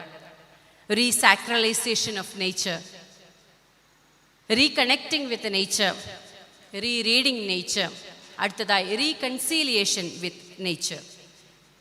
പ്രകൃതിയുമായിട്ടുള്ള റീകൺസീലിയേഷൻ വിവിധ തരങ്ങളിൽ നമുക്ക് കാണാം. ഒന്ന്, നമ്മൾ എല്ലാ ദിവസവും ചെയ്യുന്ന അനുരഞ്ജനമാണ്. അതായത് പ്രകൃതിയെ ഉപയോഗിക്കുക. നമ്മൾ ഈ ഇരിക്കുന്നവരെല്ലാം പ്രകൃതിയെ ഉപയോഗിച്ചുകൊണ്ടിരിക്കുക. നമ്മളെല്ലാം ശ്വസിച്ചുകൊണ്ടായിരിക്കുന്നത്. ഈ പ്രകൃതിയിലെ വായു ശ്വസിച്ചുകൊണ്ടാണ് നമ്മളെല്ലാവരും നമ്മുടെ ജീവനെ നിലനിർത്തുന്നത്. ഒരല്പനിമിഷം നമുക്കിത് കിട്ടാതെ പോയാൽ നാം ഇല്ലാതെയാകും. ഇത് അടിസ്ഥാനപരമായി പ്രകൃതിയെ ഉപയോഗിക്കുന്ന ഒരു തലമാണ്. മെറ്റീരിയൽ യൂസ് എന്ന് പറയാം. ജനിച്ചു വീഴുന്ന ഓരോ ജീവനും, മനുഷ്യനായിക്കോട്ടെ മനുഷ്യനല്ലാതായിക്കോട്ടെ, മൃഗമായിക്കൊള്ളട്ടെ സസ്യമായിക്കൊള്ളട്ടെ, ശ്വസിക്കാതെ നിലനിൽക്കുവാൻ സാധിക്കില്ല. അത് ഏറ്റവും അടിസ്ഥാനപരമായ ഉപയോഗമാണ്. വീണ്ടും നമ്മുടെ ദൈനംദിന കാര്യങ്ങളിൽ നാം പ്രകൃതിയെ അനേകമായി ഉപയോഗിക്കുന്നുണ്ട്. ജലം ഉപയോഗിക്കുന്നതിലൂടെ, മണ്ണുപയോഗിക്കുന്നതിലൂടെ, കൃഷി ചെയ്യുന്നതിലൂടെ, കൃഷി ഉൽപ്പന്നങ്ങൾ എടുക്കുന്നതിലൂടെ എല്ലാം ഭൗതികമായി നാം പ്രകൃതിയെ ഉപയോഗിച്ചു കൊണ്ടിരിക്കുകയാണ്. അതിനെല്ലാം നാം പ്രകൃതിയോട് അനുരഞ്ജനപ്പെട്ടുകൊണ്ടിരിക്കുന്നുണ്ട്. നാം പ്രകൃതിയെ ഉപയോഗിക്കുമ്പോൾ കാലം നോക്കിയാണ് കൃഷി ചെയ്യുന്നത്. പഴയ കൃഷിക്കാർ പറയും, ഇരുട്ടിൽ വെളിച്ചിൽ, അതായത് നിലാവ് വരുന്ന സമയത്ത്, നിലാവില്ലാത്ത സമയത്ത് നോക്കിയാണ് അവർ കൃഷി ചെയ്യുന്നത്. മണ്ണിൻ്റെയും മഴയുടെയും കാലവും സ്വഭാവവും നോക്കിയാണ് വിത്തിറക്കുന്നത്. കാരണം നമുക്കറിയാം, അതിൽ നമ്മൾ അനുരഞ്ജനപ്പെട്ടെങ്കിലേ നമുക്ക് കൃത്യമായിട്ടുള്ള പ്രതിഫലം കിട്ടുകയുള്ളൂ. അത് മെറ്റീരിയലാണ്, ഭൗതികമായി നമുക്ക് ഫലം ഉളവാക്കുവാൻ വേണ്ടി ഭൂമിയെ നാം ഉപയോഗിക്കുന്ന അടിസ്ഥാന തലത്തിലെയാണ് ഭൗതികമായിട്ടുള്ള റീകൺസീലിയേഷൻ വിത്ത് നേച്ചർ, പ്രകൃതിയുമായിട്ടുള്ള അടിസ്ഥാനപരമായിട്ടുള്ള അനുരഞ്ജനപ്പെടൽ. അവിടെ നാം പ്രകൃതിയെ ഉപയോഗിക്കുകയാണ്. പഴയ കാലത്തൊക്കെ ഉപയോഗിക്കുന്നതിന് മുൻപ് ഇത്തിരി ബഹുമാനമൊക്കെ കൊടുത്തിരുന്നു. ഇപ്പം നമ്മൾ അങ്ങനെയൊന്നും ചെയ്യാറില്ല. അതായത് ഭാരതീയ പാരമ്പര്യം അനുസരിച്ച് ഓരോ ഭൂമിക്ക് ഓരോ സ്വഭാവമുണ്ട്. ഭൂമിയുടെ ആ സ്വഭാവത്തെ മാറ്റി നമുക്കൊന്നും ചെയ്യാൻ പാടില്ല എന്നാണ്. പക്ഷെ ഇപ്പം നമ്മളതൊന്നും നോക്കാറില്ല. നമ്മളെല്ലാം വില്ലകൾ ഉണ്ടാക്കുന്നതും ഫ്ലാറ്റുകൾ ഉണ്ടാക്കുന്നതും കെട്ടിടങ്ങൾ നിർമ്മിക്കുന്നതൊന്നും അതൊന്നും നോക്കാതെയാണ്. നമുക്കിഷ്ടമുള്ളിടത്ത് ഗവൺമെൻറ് നിയമം കൊണ്ടുവന്നതുകൊണ്ട് നമ്മൾ നിലങ്ങളൊക്കെ നികത്തുന്നത് നിർത്തിവെച്ചിട്ടുണ്ട്. അല്ലെങ്കിൽ അതെല്ലാം നികത്തി നമ്മൾ കെട്ടിടങ്ങൾ നിർമ്മിച്ചുകൊണ്ടിരിക്കും. നമ്മളിങ്ങനെ നമ്മുടെ ഇഷ്ടത്തിന്, അതായത് പ്രകൃതിയെ നമ്മുടെ ആവശ്യത്തിന് നമ്മൾ ഉപയോഗിക്കുന്നത്. ഇത് ഏറ്റവും അടിസ്ഥാനപരമാണ്. ഇത് എല്ലാ ജീവജാലങ്ങളും ചെയ്യുന്നതുമാണ്. ഇത് ചെയ്യുവാൻ നമുക്ക് ദൈവം അനുവാദം തന്നിട്ടുണ്ട്. ഉൽപ്പത്തി പുസ്തകത്തിൽ ആദാമിനെയും ഹവ്വയെയും ഒക്കെ സൃഷ്ടിച്ച് ഏദൻ തോട്ടത്തിലാക്കിയിട്ട് പറഞ്ഞിട്ടുണ്ട്, ഇതിലെ ഫലങ്ങളൊക്കെ നീ കഴിച്ചുകൊള്ളുക. പക്ഷേ ഒരു നിബന്ധനയുണ്ട്, നന്മ തിന്മകളുടെ ഫലം കഴിക്കരുത്. ചില നിബന്ധനകളുണ്ട്. നമ്മൾ ഉപയോഗിക്കുമ്പോൾ ചില നിബന്ധനകളുണ്ട്. നമ്മുടെ മക്കൾക്കൊക്കെ നമ്മൾ ഫോണൊക്കെ കൊടുക്കുമ്പോൾ അല്ലെങ്കിൽ TV കാണാൻ സമയം കൊടുക്കുമ്പോൾ നമ്മൾ നിബന്ധന വയ്ക്കും. ഇത്ര സമയം അല്ലെങ്കിൽ ഈ പ്രോഗ്രാം കഴിയുന്നവരെ, ഇങ്ങനെയൊക്കെ നമ്മൾ നിബന്ധന വയ്ക്കും. ആ നിബന്ധനകൾ ലംഘിച്ചാൽ നമ്മൾ അവരെ ശിക്ഷിക്കും അല്ലെങ്കിൽ വഴക്ക് പറയും. നിബന്ധനകളോട് കൂടിയിട്ടാണ് ഈ ഭൂമിയും നാം ഉപയോഗിക്കേണ്ടത്. ആ നിബന്ധനകളെ മനുഷ്യൻ എന്നാണോ വേണ്ടെന്ന് വെച്ചത്, എന്നാണോ അതിനെ ഭേദിച്ചത്, അപ്പോഴാണ് ഭൂമി നമ്മിൽ നിന്ന് അകന്നു പോയത്. തീർച്ചയായും റീകൺസീലിയേഷൻ്റെ അടിസ്ഥാന ഭാവം അവിടെ നിന്ന് തുടങ്ങണം. ഭൂമിയെ ഏറ്റവും സ്നേഹവായ്പോടെ ചേർത്ത് വെച്ചുകൊണ്ട് ഉപയുക്തമാക്കുക. ഉപയോഗിക്കരുത് എന്നല്ല, ഏറ്റവും സ്നേഹത്തോടെ ഏറ്റവും സൗമ്യമായി അതിനെ സമീപിക്കുക. ആ രീതിയിൽ അതിനെ ഉപയോഗിക്കുക. രണ്ടാമതായിട്ടുള്ള ഉപയോഗം എന്ന് പറയുന്നത്, അല്ലെങ്കിൽ രണ്ടാമതായിട്ടുള്ള പ്രകൃതിയുമായിട്ടുള്ള അനുരഞ്ജനം എന്ന് പറയുന്നത് എക്സ്പീരിയൻഷ്യൽ ആണ്. അനുഭവവേദ്യമായിട്ടുള്ള പ്രകൃതി, അനുഭവവേദ്യമായിട്ടുള്ള പ്രകൃതി എന്ന് പറയാം. അതായത് നമ്മുടെ വിനോദയാത്രകളെല്ലാം, നമ്മളുടെ ആസ്വാദനങ്ങളെല്ലാം, നമ്മുടെ സെൻസ് ഓർഗൻസിന് സന്തോഷം തരുന്നവയെല്ലാം പ്രകൃതിയിലുണ്ട്. അടുത്തിടെ ഒരു വാർത്ത വായിച്ചതാണ്. കേരളത്തിൽ ആ പ്രദേശത്തിൻ്റെ പേര് ഞാൻ മറന്നുപോയി. അവിടെയുള്ള കുടുംബശ്രീയിലെ കുറച്ച് സഹോദരിമാർ ചേർന്ന് ബാംഗ്ലൂർക്ക് പ്ലെയിനിൽ കയറാൻ മോഹമായിട്ട് യാത്ര പോയ ഒരു വാർത്ത. അപ്പോൾ പോയി വന്നപ്പോൾ അവർക്ക് ഭയങ്കര ആത്മവിശ്വാസമായി. അവർ പറഞ്ഞു അടുത്തതായിട്ട് അവർ നയാഗ്ര വെള്ളച്ചാട്ടം കാണാൻ വേണ്ടി പോവുകയാണ്. സന്തോഷം തരുന്ന കാഴ്ചകൾ. നമ്മുടെ എല്ലാം ജീവിതത്തിൽ ഇഷ്ടപ്പെട്ട സമയങ്ങളാണ് വിനോദയാത്ര എന്ന് പറയുന്നത്. കുടുംബമായിട്ട് നിങ്ങൾ പോയിട്ടുണ്ടാകാം. നമ്മുടെ തൊഴിലിടങ്ങളിൽ നിന്ന്, ദേവാലയത്തിൽ നിന്ന്, സൺഡേ സ്കൂളിൽ നിന്ന്, VBS നിന്നൊക്കെ നമ്മൾ വിനോദയാത്രകൾ പോകുന്നുണ്ട്. അനുഭവവേദ്യമാകുന്ന പ്രകൃതി എന്ന് പറയുന്നത് നാം കാണുന്ന പ്രകൃതി, നാം കേൾക്കുന്ന പ്രകൃതി. വെള്ളച്ചാട്ടത്തിൻ്റെ ചുവട്ടിലൊക്കെ പോയി നിന്ന് അതിൻ്റെ ശബ്ദം കേട്ട് ഓരോ തുള്ളി നമ്മുടെ ദേഹത്തേക്ക് തെറിക്കുമ്പോൾ നമ്മൾ അനുഭവിക്കുന്ന ആനന്ദത്തിലൂടെ പ്രകൃതിയെ നാം അറിയുകയാണ്. അത് നമ്മൾ ഉപയോഗിക്കുകയല്ല, പ്രകൃതിയെ അങ്ങനെ നിർത്തിക്കൊണ്ട് നാം അനുഭവിക്കുകയാണ്. ഇതിനും നമുക്ക് സ്വാതന്ത്ര്യമുണ്ട്. പ്രകൃതിയെ നമുക്ക് അനുഭവിക്കാം, പ്രകൃതിയെ നമുക്ക് കാണാം, അതിൻ്റെ സൗന്ദര്യത്തെ നമുക്ക് ആസ്വദിക്കാം, യാത്രകൾ നമുക്ക് ചെയ്യാം, അതിൻ്റെ സൗന്ദര്യത്തെ നമുക്ക് പുകഴ്ത്താം, എങ്ങനെയും ചെയ്യാം, ഒരു കുഴപ്പമില്ല. പക്ഷേ വീണ്ടും നമ്മുടെ സൗകര്യത്തിനായി ഈ കാഴ്ചകൾ ഒരുക്കുന്നതിനായി റിസോർട്ടുകളൊക്കെ കെട്ടിപ്പൊക്കി അതെല്ലാം നാം തുരന്നെടുക്കുമ്പോഴാണ് പ്രശ്നം. ആദ്യമേ ഞാൻ പറഞ്ഞല്ലോ, ചില നിബന്ധനകളുണ്ട്. ആ നിബന്ധനകളുടെ അതിർവരമ്പുകൾ ഭേദിച്ചുകൊണ്ട് ഏത് തലമുറ അപ്പുറം കടന്നോ അപ്പോഴാണ് പ്രശ്നങ്ങൾ തുടങ്ങിയത്. അതിന് ദൈവം നമ്മെ അനുവദിക്കുന്നില്ല. അനുഭവവേദ്യമായി നാം അറിയുന്ന പ്രകൃതി. മൂന്നാമതായി പ്രകൃതിയെ നാം അറിയുന്നത് കോഗ്നിറ്റീവ് ലെവൽ എന്ന് പറയും. പ്രകൃതിയെക്കുറിച്ച് കവിത എഴുതാത്ത കവികളില്ല. ഏറ്റവും ഭംഗിയായിട്ട് പ്രകൃതിയെക്കുറിച്ച് കവിതകൾ എഴുതുന്ന കാൽപ്പനിക കവികൾ വളരെ മനോഹരമായിട്ട് മലനിരകളെക്കുറിച്ചും സൂര്യോദയത്തെക്കുറിച്ചും കടൽ തീരങ്ങളെക്കുറിച്ചും കഥയും കവിതയുമെല്ലാം എഴുതുന്നവർ. നമ്മുടെ എല്ലാ അറിവുകളും പ്രകൃതിയിൽ അധിഷ്ഠിതമാണ്. മനുഷ്യൻ എങ്ങനെയാണ് കപ്പലോടിക്കാൻ പഠിച്ചത്? മീൻ നീന്തുന്നത് കണ്ടിട്ടാണ്. മനുഷ്യൻ എങ്ങനെയാണ് പ്ലെയിൻ പറത്തുവാൻ പഠിച്ചത്? പക്ഷി പറക്കുന്നത് കണ്ടിട്ടാണ്. പ്രകൃതിയിൽ നിന്ന് നാം പഠിച്ചെടുക്കുന്നത്, പ്രകൃതിയെ അധികരിച്ച് നാം നേടിയെടുക്കുന്നത്, അതാണ് കോഗ്നിറ്റീവ് ലെവൽ എന്ന് പറയുന്നത്. പ്രകൃതിയെ പഠിക്കുക, റീറീഡിങ് എന്ന് പറയുന്നത് അവിടെ വീണ്ടും വരുന്നുണ്ട്. പ്രകൃതിയെ വായിക്കുക, പ്രകൃതിയെ പഠിക്കുക. ഇതെത്ര പോയാലും നല്ലതാണ്. ഇതിന് അതിർവരമ്പുകളില്ല. കാരണം ഇന്നും മനുഷ്യൻ ചെയ്തുകൊണ്ടിരിക്കുന്നത് അതാ. 1600കളിലാണ് ശാസ്ത്ര സാങ്കേതിക വിപ്ലവം, സയൻറ്റിഫിക് റെവല്യൂഷൻ തുടങ്ങുന്നത്. അന്ന് കുറേ ശാസ്ത്രജ്ഞന്മാർ നിരീശ്വരവാദികളായിരുന്നു. കുറേ പേര് ഉറച്ച ദൈവവിശ്വാസികളുമായിരുന്നു. നിരീശ്വരവാദികളായിട്ടുള്ളവർ വെല്ലുവിളിച്ചു, ഒരു 50 വർഷം കൊണ്ട് നിങ്ങൾ ഈ പറയുന്ന ദൈവത്തെ ഞങ്ങൾ പൊളിച്ചെടുക്കും. ഞങ്ങൾ ഈ പ്രകൃതിയുടെ മുഴുവൻ രഹസ്യങ്ങളും 50 വർഷം കൊണ്ട് പഠിച്ചു തീർക്കും. എന്നിട്ട് ഞങ്ങൾ നിങ്ങൾ ഈ പറയുന്ന ദൈവമില്ല എന്ന് സ്ഥാപിച്ചെടുക്കും. 50 കഴിഞ്ഞു, 100 കഴിഞ്ഞു, 500 കഴിഞ്ഞു. പ്രകൃതിയുടെ രഹസ്യത്തെ ഇതുവരെ കണ്ടെത്തി കഴിഞ്ഞിട്ടില്ല. നമ്മുടെ അറിവ് പരിമിതമാണ്. ഇന്നും പറയുന്നു നമ്മൾ സമുദ്രത്തെക്കുറിച്ച് 10% താഴെ മാത്രമേ പഠിച്ചിട്ടുള്ളൂ. ഒരു മനുഷ്യൻ ജനിച്ച് ജീവിച്ച് മരിക്കും വരെ 2% മാത്രമാണ് അവൻ്റെ തലച്ചോറ് ഉപയോഗിക്കുന്നത്. അങ്ങനെയെങ്കിൽ പ്രിയരെ, ദൈവം എത്ര സമൃദ്ധിയായിട്ട് നമ്മളെ അനുഗ്രഹിച്ചു. ഈ 500 വർഷങ്ങൾക്കപ്പുറവും പഠിച്ചു തീർന്നിട്ടില്ലാത്തൊരു പ്രകൃതിയെ നമുക്കായി ദൈവം ഒരുക്കി വെച്ചിട്ടുണ്ട്. പഠിച്ചു തുടങ്ങുമ്പോൾ ശാസ്ത്രജ്ഞന്മാർ വിചാരിച്ചത് ഭൂമി മാത്രമേ ഉള്ളൂ, ഭൂമിക്ക് മുകളിലൊരു സൂര്യനുണ്ട്, ഭൂമിക്ക് മേളിലൊരു ചന്ദ്രനുണ്ട്, കുറച്ച് നക്ഷത്രങ്ങൾ അവിടെ ഇവിടെയുണ്ട്. പക്ഷേ പഠനം മുമ്പോട്ട് പോയപ്പോൾ അവർക്ക് മനസ്സിലായി ഇതങ്ങനെയൊന്നും തീരുന്നതല്ല. കുറച്ച് കഴിഞ്ഞപ്പോഴാണ് കോപ്പർനിക്കസ് പ്ലാനറ്റ്സ് ഉണ്ടെന്ന് കണ്ടുപിടിച്ചു. അത് വീണ്ടും പഠിച്ചു വന്നപ്പോൾ ഇപ്പോൾ നമുക്കറിയില്ല എത്രയോ സൗരയൂഥങ്ങൾ ഉണ്ടാകാം. ഇന്ന് പഠിക്കുന്ന കുഞ്ഞുങ്ങൾക്കറിയാം എത്രയോ സൗരയൂഥങ്ങളാണ്.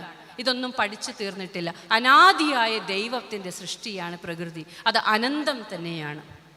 അനന്തമായ ആ സൃഷ്ടിയെ അറിഞ്ഞു തീരാത്തിടത്തോളം അനന്തനായ ആ ദൈവത്തെയും നമുക്ക് കണ്ടെത്തുവാൻ കഴിയില്ല. ആ ദൈവത്തെ നമുക്ക് കണ്ടെത്തുവാൻ കഴിയുന്നത് നമ്മുടെ ഹൃദയങ്ങളിലാണ്, സ്നേഹത്തിലൂടെ മാത്രമാണ്. അതിനും അപ്പുറം ദൈവത്തെ കണ്ടെത്തിയവാൻ അല്ലെങ്കിൽ ദൈവമില്ല എന്ന് സ്ഥാപിച്ചെടുക്കുവാൻ സാധ്യമല്ല. കാരണം ഈ പ്രകൃതിയുടെ അപാരത നാം ചിന്തിക്കുന്നതിനും അപ്പുറമാണ്. Cognitive level of learning nature, understanding nature, rereading nature. ബൗദ്ധിക തലത്തിൽ നിന്നുകൊണ്ട് പ്രകൃതിയെ അറിയുക. എന്നാൽ അവിടെയും നമ്മൾ ചെയ്തത് ബൗദ്ധിക തലത്തിൽ പ്രകൃതിയെ അറിഞ്ഞപ്പോൾ നാം നിർമ്മാണ സാമഗ്രികൾ കണ്ടെത്തി. നിർമ്മാണ സാമഗ്രികൾ വെച്ച് പ്രകൃതിയെ വെല്ലുന്നവ നമ്മൾ നിർമ്മിച്ചുണ്ടാക്കുവാൻ ശ്രമിച്ചു. പ്രകൃതിയെ വെല്ലുന്നവയെ നിർമ്മിച്ചുണ്ടാക്കുന്നതിൽ നമുക്കറിയാം ഈ ഒരു കാലഘട്ടം അനേകം നിർമ്മിതികൾ പൊളിച്ചു മാറ്റുവാൻ ഓർഡർ ഇടുന്ന കാലഘട്ടമാണ്. ഈ നിർമ്മിതികൾ എന്തുകൊണ്ടാണ് ഇങ്ങനെ ഉണ്ടാക്കപ്പെട്ടുകൊണ്ടിരിക്കുന്നത്? നിയമങ്ങൾക്കപ്പുറം പോയിട്ട് നിബന്ധനകൾ ഭേദിച്ചുകൊണ്ട് നമ്മളത് നിർമ്മിച്ചു കൊണ്ടിരിക്കുമ്പോൾ പ്രകൃതിയെ നാം വെല്ലുവിളിക്കുകയാണ്, പ്രകൃതിയെ നാം ചൂഷണം ചെയ്യുകയാണ്. അതിനെക്കുറിച്ച് കടമനിട്ട രാമകൃഷ്ണൻ കുറേ വർഷങ്ങൾക്ക് മുമ്പ് എഴുതിയൊരു കവിതയുണ്ട്. വളരെ ഫേമസ് ആയിട്ടുള്ള കുറത്തി എന്ന് പറയുന്ന കവിത. വളരെ തീവ്രമായിട്ട് അദ്ദേഹം അതിൽ ചോദിക്കുന്ന കുറച്ച് കാര്യങ്ങളുണ്ട്. നിങ്ങൾ എൻ്റെ കറുത്ത മക്കളെ ചുട്ടുതിന്നുന്നു, നിങ്ങൾ അവരുടെ നിറഞ്ഞ കണ്ണുകൾ ചൂഴ്ന്നെടുക്കുന്നു. നിങ്ങൾ ഓർക്കുക നിങ്ങളെങ്ങനെ നിങ്ങളായെന്ന്, നിങ്ങൾ ഓർക്കുക നിങ്ങളെങ്ങനെ നിങ്ങളായെന്ന്. നമ്മൾ നമ്മായത് ഈ പ്രകൃതിയിൽ നിന്നാണ്, ഈ മണ്ണിൽ നിന്നാണ്. അങ്ങനെയെങ്കിൽ നമ്മുടെ പഠനങ്ങളും നമ്മുടെ ഗവേഷണങ്ങളും നമ്മുടെ ജീവിതവും നമ്മുടെ കണ്ടെത്തലുകളും നമ്മുടെ നേട്ടങ്ങളും ഒന്നും ഈ പ്രകൃതിയെ ഹനിക്കുന്നതായി തീരുവാൻ ആകില്ല. കാരണം ഇരിക്കുന്നിടം വെട്ടുന്നവരായിട്ട് നാം മാറിപ്പോകും. പ്രകൃതി ഇല്ലാതെ നമുക്ക് നിലനിൽപ്പില്ല. അത് ഉൽപ്പത്തിയിലേ ഉണ്ട്. കാരണം പ്രകൃതിയെ സൃഷ്ടിച്ചിട്ടാണ് ദൈവം നമ്മെ സൃഷ്ടിച്ചാക്കിയിട്ടുള്ളത്. ഏതോ ഒരു പരിസ്ഥിതി ദിനത്തിൽ കോളേജിലെ കുട്ടികൾ നിർമ്മിച്ച ഒരു ചാർട്ടിൽ ഇങ്ങനെ ഉണ്ടായിരുന്നു. അത് ഞാൻ പിന്നീടും പലയിടത്തും കണ്ടിട്ടുണ്ട്. നാം ഭൂമിയെ ദുരുപയോഗം ചെയ്യുമ്പോൾ ഭൂമി ചിരിക്കുകയാണ്. കാരണം നിങ്ങളില്ലെങ്കിലും ഞാനുണ്ടാകും, ഞാനില്ലാതെ നിങ്ങളുണ്ടാകില്ല. ആ ചിന്ത, നമ്മളെങ്ങനെ നമ്മളായെന്ന ചിന്ത നമുക്കില്ല എങ്കിൽ തീർച്ചയായും നാം അതിന് മറുപടി പറയേണ്ടതായിട്ട് വരും. അടുത്തതായി പ്രകൃതിയെ നമ്മൾ അറിയുന്ന തലമെന്ന് പറയുന്നത് വൈകാരിക തലമാണ്. അത് നമുക്ക് വളരെ എളുപ്പത്തിൽ റിലേറ്റ് ചെയ്യാൻ പറ്റുന്ന ഒരു കാര്യമാണ്. വൈകാരിക തലത്തിൽ പ്രകൃതിയെ അറിയുക. ഒന്ന് ഓർത്തു നോക്കൂ, ഇവിടെ ഇരിക്കുന്ന സ്ത്രീജനങ്ങൾ എല്ലാവരോടും ഏറ്റവും പ്രിയപ്പെട്ട ഇടം ചോദിച്ചാൽ ഒരുപക്ഷെ ചെറുപ്രായത്തിൽ അവർ ജനിച്ചു വളർന്ന അവരുടെ വീട്ടിടങ്ങൾ അവർ പറഞ്ഞേക്കാം. ഇവിടെ ഇരിക്കുന്ന പുരുഷന്മാരോട് ചോദിച്ചാൽ കുഞ്ഞുനാളിൽ അവർ ഓടിക്കളിച്ച പറമ്പുകൾ പറഞ്ഞേക്കാം. നാം ഓടിക്കളിച്ച പറമ്പുകളും നാം കളിച്ച് രസിച്ച വീട്ടുമുറ്റങ്ങളും നാം ഓണപ്പൂക്കളൊക്കെ ഇട്ട് വളർന്ന നമ്മുടെ അങ്കണങ്ങളൊക്കെയുമാണ് എത്ര പ്രായമായാലും നമുക്ക് ഏറ്റവും പ്രിയപ്പെട്ടതായി നിൽക്കുന്നത്. ഭൂമിയുമായിട്ടുള്ള നമ്മുടെ ഇമോഷണൽ അറ്റാച്ച്മെൻറ്റ് അവിടെയാണ് തുടങ്ങുന്നത്. അതുകൊണ്ടാണ് കേരളത്തിൽ നിന്ന് ആയിരക്കണക്കിന് കുട്ടികൾ മറ്റു പല പ്രദേശങ്ങളിലേക്കും മാറി ഇന്ന് ഇവിടെ വിലപിച്ചുകൊണ്ടിരിക്കുമ്പോഴും അവിടെ ഓണമാകുമ്പോൾ തൂശനിലയിൽ സദ്യ വിളമ്പുന്നതും അവിടെ മീൻകറിയെല്ലാം വെക്കുന്നതും മോരുകറിയെല്ലാം ഉണ്ടാക്കുന്നതുമൊക്കെ നമ്മുടെ ഈ ഓർമ്മകളുടെ ശേഷിപ്പുകൾ കൊണ്ടാണ്. ഭൂമിയോട് നമുക്കുള്ള വൈകാരികമായിട്ടുള്ള അടുപ്പം, ആ വൈകാരികമായിട്ടുള്ള അടുപ്പത്തിന് ജനനം മുതൽ മരണം വരെ ബന്ധമുണ്ട്. മരിച്ചാൽ നമ്മൾ തിരിച്ചു ചേരുന്നത് ആ മണ്ണിലേക്കാണ്. പലപ്പോഴും വിദേശങ്ങളിലായിരുന്നു കൊണ്ട് മറഞ്ഞു പോകുന്ന നമ്മുടെ പ്രിയപ്പെട്ടവരുടെയൊക്കെ ശരീരം ഇങ്ങോട്ട് കൊണ്ടുവരുവാൻ ചിലപ്പോഴൊക്കെ സാധിക്കാറില്ല. ചിലപ്പോഴൊക്കെ ഒരുപാട് അതിൻ്റെ ക്രമീകരണങ്ങളെല്ലാം ചെയ്താൽ നമ്മൾ എത്തിക്കുക. അപ്പോൾ നമ്മൾ ഓർക്കും എന്തിനാണ്. പക്ഷേ ഒരുപക്ഷെ അവരിൽ ചിലർ പറഞ്ഞു വെച്ചിട്ടുണ്ടാകാം, മക്കളെ ഞാൻ എവിടെ വേണേലും ജീവിക്കാം, പക്ഷേ മരിച്ചു കഴിഞ്ഞാൽ എന്നെ നാട്ടിലെ എൻ്റെ ഇടവകയിലെ ആ സെമിത്തേരിയിൽ കൊണ്ടുപോയി അടക്കണം. ആ ഒരു ഉപകാരം നിങ്ങൾ ചെയ്യണം എന്നാവശ്യപ്പെടുന്നു. നമ്മുടെ പ്രകൃതിയോടുള്ള അടുപ്പമാണ്, നമ്മുടെ ജീവിതം തുടങ്ങിയ ഇടത്തോടുള്ള സ്നേഹമാണ്. അതിനെ നമ്മൾ നൊസ്റ്റാൾജിയ എന്ന് വിളിക്കാം. ആ സ്നേഹത്തെയാണ്, ആ പ്രകൃതിയോടുള്ള വൈകാരികമായിട്ടുള്ള ചേർത്ത് വെക്കലിനെയാണ് നമുക്ക് പരിപോഷിപ്പിക്കേണ്ടത്. അത് പരിപോഷിപ്പിച്ചെടുക്കുന്നിടത്താണ് ആദ്യമായിട്ട് പ്രകൃതിയുടെ പുനർജീവനം നമുക്ക് തുടങ്ങുവാൻ സാധിക്കുക. എപ്പോഴാണോ നാം മണ്ണിനെ സ്നേഹിക്കാൻ തുടങ്ങുക, എപ്പോഴാണോ നാം നിന്നിടങ്ങളെ നാം സ്നേഹിക്കാൻ തുടങ്ങുക, അപ്പോഴാണ് നമ്മൾ ആ ഇടങ്ങളെ ഏറ്റവും ദിവ്യമായി പരിപാലിക്കുക. അപ്പോഴാണ് റീസാക്രലൈസേഷൻ, ദിവ്യഭാവത്തോടെ നമ്മൾ ആ ഇടങ്ങളെ സ്നേഹിക്കുവാൻ തുടങ്ങുക. അപ്പോഴാണ് നാം അതുമായി ബന്ധപ്പെടാൻ, റീകണക്ട് ചെയ്യാൻ തുടങ്ങുക. അപ്പോഴാണ് നമ്മുടെ ജീവിതം അർത്ഥപൂർണവും സ്നേഹപൂർണവുമായി തീരുക. വൈകാരിക തലത്തിൽ നമ്മുടെ കുഞ്ഞുങ്ങളെ ഏറ്റവും സ്നേഹത്തോടെ അവർക്ക് പ്രാർത്ഥനയ്ക്കൊരു ഇടമുണ്ടാക്കി കൊടുക്കുക. ഒരു ചെറിയ ഇടം മതി, പ്രാർത്ഥിക്കുവാനൊരിടം. ഇവിടെയാണ് പ്രാർത്ഥിക്കുന്ന ഇടം. ആ പ്രാർത്ഥനാ ഇടം വാർദ്ധക്യത്തിലായാലും അവരുടെ ഉള്ളിലുണ്ടാകണം. അവർക്ക് പ്രാർത്ഥിക്കുവാൻ ഒരു പുസ്തകം കൊടുക്കുക, അവരുടെ ഒരു പുസ്തകം ഉണ്ടാകണം. അവർ നടക്കുന്ന വഴികളിലെല്ലാം അവരുടേതായിട്ട് എന്തെങ്കിലും ഒന്ന് ശേഷിക്കുവാൻ, ഒരു ചെടി നട്ടത്, ഒരു മരം വെച്ചത്, അവരേത് നാട്ടിലേക്ക് പോയാലും നീ വെച്ച കണിക്കൊന്ന പുത്തുമോനെ എന്ന് പറയാൻ, നീ വെച്ച മാവ് കായ്ച്ചുമോളെ എന്ന് പറയുവാൻ ഒരു നൊസ്റ്റാൾജിയ, ഒരു സ്നേഹം അവരിൽ ശേഷിപ്പിച്ചാൽ മണ്ണിനോടുള്ള സ്നേഹം നമുക്ക് പുതുക്കുവാൻ സാധിക്കും. കുടുംബങ്ങളിലാണ് ഇതിന് വേര് പിടിക്കേണ്ടത്, കുടുംബങ്ങളിലാണ് ഇത് തുടങ്ങേണ്ടത്. Reconnecting with nature, rereading nature, loving nature, emotional attachment with nature. ഏറ്റവും ഒടുവിലായി പ്രകൃതിയോടുള്ള നമ്മുടെ അടുപ്പം എന്ന് പറയുന്നത്, അല്ലെങ്കിൽ പ്രകൃതിയോടുള്ള നമ്മുടെ അനുരഞ്ജനത്തിൻ്റെ ആത്യന്തിക ഭാവം എന്ന് പറയുന്നത് താത്വികമായിട്ടുള്ള ഭാവമാണ്. Philosophical റീകൺസൈലിംഗ് with nature. താത്വികമായി പ്രകൃതിയോട് ചേർന്നിരിക്കുക, പ്രകൃതിയെ നോക്കി മനുഷ്യനെ മനസ്സിലാക്കുക, പ്രകൃതിയെ നോക്കി ജീവിതത്തിൻ്റെ അർത്ഥം തിരയുക. പ്രകൃതിയിൽ നമുക്കറിയാം, ഞങ്ങളുടെ കോളേജിൽ ഒരു മരമുണ്ട്. മരം ഒരു വിദേശിയാണ്. ആ കോളേജ് സ്ഥാപിച്ച കാലഘട്ടം ബ്രിട്ടീഷ് ഭരണത്തിൻ്റെ കാലമായതുകൊണ്ടായിരിക്കാം വിദേശീയരായിട്ടുള്ള അധ്യാപകർ അവിടെ ഉണ്ടായിരുന്നു. വിദേശീയരായ ഒത്തിരി മരങ്ങളും ആ ക്യാമ്പസിലുണ്ട്. ഈ ക്യാമ്പസിൽ നിൽക്കുന്ന ഒരു മരം തബീബിയ റോസേയ എന്നാണ് അതിൻ്റെ പേര്. പക്ഷേ ഞങ്ങളെല്ലാവരും അതിനെ വിളിക്കുന്നത് ഫെയർവെൽ ട്രീ എന്നാണ്. ആ മരം എല്ലാ ഫെബ്രുവരി അവസാനവും മാർച്ച് ആകുമ്പോഴും ആ മരം പൂക്കും. മനോഹരമായ ഇളം വയലറ്റ് പൂക്കൾ കൊണ്ട് നിറയും. ആ പൂക്കൾ കൊഴിഞ്ഞു വീഴുമ്പോൾ കുട്ടികൾക്കറിയാം, ഇതാ ഞങ്ങൾ പോകാറായി. ഞങ്ങൾക്ക് ഇവിടുത്തെ ആദ്യത്തെ 2 വർഷം ഡിഗ്രി പഠിക്കുമ്പോൾ ഇത് പൂക്കുമ്പോൾ ഭയങ്കര കൗതുകമാണ്, എന്ത് മനോഹരം. പക്ഷേ ഡിഗ്രി ഫൈനൽ ഇയർ എത്തി ഈ മരം പൂക്കുമ്പോൾ അവരുടെ കണ്ണ് നിറയും, ഞങ്ങൾക്ക് പടി ഇറങ്ങുവാനുള്ള കാലമായി. അതിനെ ഒരു താത്വികമായി നമുക്ക് കാണാം. ആ മരം ദ്യോതിപ്പിക്കുകയാണ്, നിങ്ങളുടെ ജീവിതം ഇവിടെ പൂർണ്ണമാവുകയാണ്, നിങ്ങളുടെ ജീവിതം ഇവിടെ പൂർണ്ണമായി നിങ്ങൾ പടിയിറങ്ങുകയാണ്. നാം ഓരോരുത്തരും നിയതമായ ഒരു കാലത്തിലേക്ക് ജീവിക്കുവാൻ വേണ്ടി മാത്രം ഭൂമിയിലേക്ക് എത്തപ്പെട്ടിട്ടുള്ളവരാണ്. നമുക്കെല്ലാം നൽകപ്പെട്ടിരിക്കുന്ന കാലത്തിൻ്റെ പൂർണ്ണതയിൽ നമ്മളെല്ലാവരും തിരിച്ചു പോകും. ഇതുപോലെ ഒരു വേദിയിൽ സംസാരിച്ചു കൊണ്ട് നിൽക്കുന്നിടത്ത് നിന്നാണ് അബ്ദുൽ കലാം വിട പറഞ്ഞു പോയിട്ടുള്ളത്. സ്റ്റേജിൽ പെർഫോം ചെയ്യുന്നിടത്തു നിന്നാണ് കഴിഞ്ഞ ദിവസം മരണപ്പെട്ട ആർട്ടിസ്റ്റ് സുബി സുരേഷിനെ ഹോസ്പിറ്റലിലേക്ക് കൊണ്ടുപോയി മരണത്തിന് കീഴടങ്ങിയത് തീരെ ചെറിയ പ്രായത്തിൽ. ഏതു നിമിഷവും നമ്മുടെ കാലസമ്പൂർണത വരും.